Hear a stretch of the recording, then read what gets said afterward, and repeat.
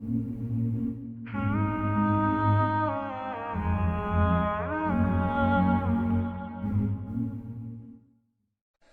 النبي صلى الله عليه وسلم من سعد عجب العجب.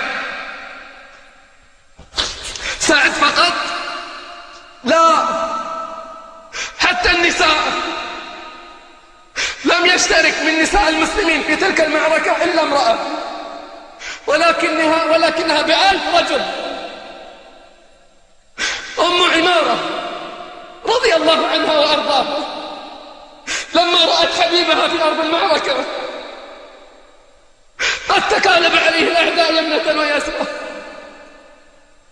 رمت القراب التي كانت تسقي بها جرحى المسلمين وأخذت تدافع عن حبيبها.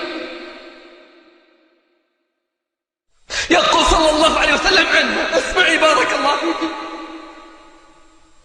يقول عنها رضي الله عنه وأرضاها: ما رأيت مثل ما رأيت من أم عمارة في ذلك اليوم. التفت يمنه أم عمارة تذود عني،